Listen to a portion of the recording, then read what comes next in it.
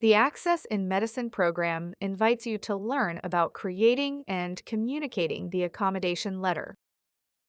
The processes explained in this video can be found in Chapter 4 of Equal Access for Students with Disabilities, the Guide for Health Science and Professional Education, pages 82 through 83 and page 88. This valuable resource is now free to access using the QR code visible on the screen or by navigating online to docs.with-disabilities.org. We extend our gratitude to the authors Elisa Laird, Jan Sarantino, and J. Lee Cully for permission to use their important work. The accommodation letter is a critical document that communicates approved accommodations and provides direction for ensuring that a learner has equitable access to learning and training experiences.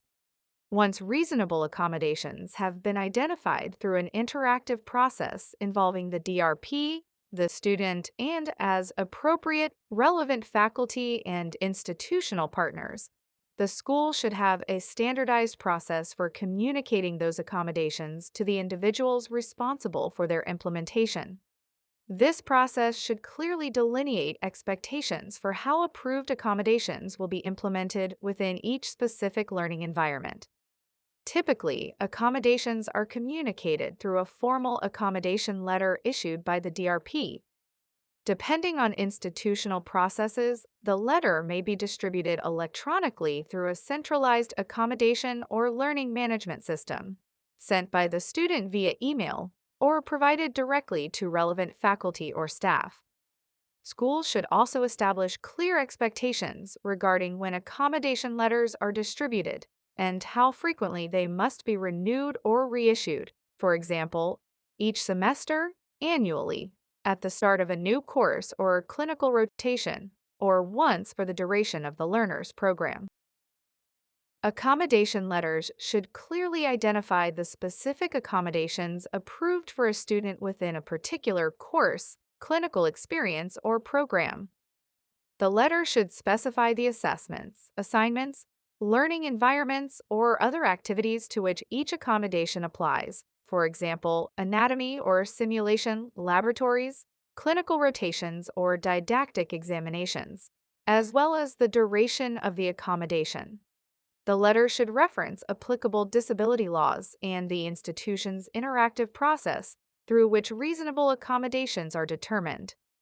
It should provide sufficient information to guide implementation without including the student's diagnosis or other unnecessary disability-related information.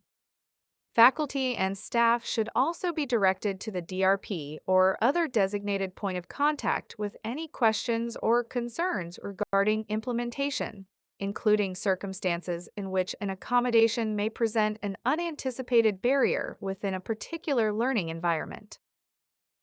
Accommodation letters should not disclose a student's diagnosis, specific disability, or other unnecessary disability-related information. Accommodation letters are part of the student's educational record and are protected under FERPA.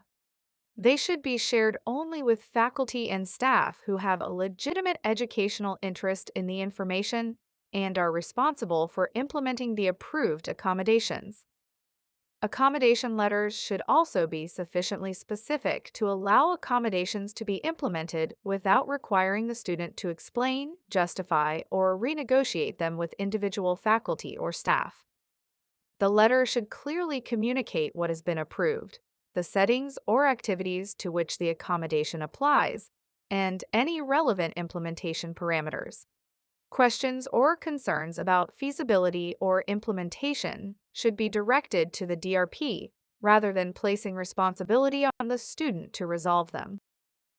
Once faculty or staff receive an accommodation letter, they should implement the approved accommodations as outlined. If questions or concerns arise regarding implementation, feasibility, or the application of an accommodation within a particular learning environment, faculty or staff should contact the DRP promptly to discuss them. Faculty should not independently modify, deny, or require the student to renegotiate an approved accommodation. After the accommodation letter has been shared, the DRP should remain available to address questions or challenges that arise during implementation. This may involve re-engaging in the interactive process with the student and collaborating with relevant faculty or staff to troubleshoot barriers, clarify implementation expectations, and identify effective solutions. When circumstances or learning environments change, adjustments to how an accommodation is implemented may be necessary. Ongoing communication among the DRP, student, and relevant faculty or staff helps ensure that accommodations are implemented consistently, remain effective, and continue to provide equitable access throughout the learner's education and training. To reiterate, the accommodation letter should clearly communicate the accommodations approved through the interactive process involving the student, the DRP, and as appropriate, relevant faculty or staff. Once approved, accommodation should be implemented as outlined. If questions or concerns arise, faculty and staff should contact the DRP rather than asking the student to explain, justify, or renegotiate their accommodations. Ultimately, ensuring equitable access is a shared institutional responsibility. Clear communication, thoughtful collaboration, and ongoing support help ensure that accommodations are implemented effectively and consistently, creating learning environments in which all students have equitable opportunities to participate, learn, and succeed. This video is a product of the Docs with Disabilities Initiative's Access in Medicine program in partnership with the University of Michigan Center for Disability Health and Wellness. The contents of this video were developed under a grant from the National Institute on Disability, Independent Living, and Rehabilitation Research, NIDLR Grant Number 90RTHF0005. NIDLR is a center within the Administration for Community Living, Department of Health and Human Services. The contents of this video do not necessarily represent the policy of NIDLR, Administration for Community Living, or Health and Human Services, and you should not assume endorsement by the federal government.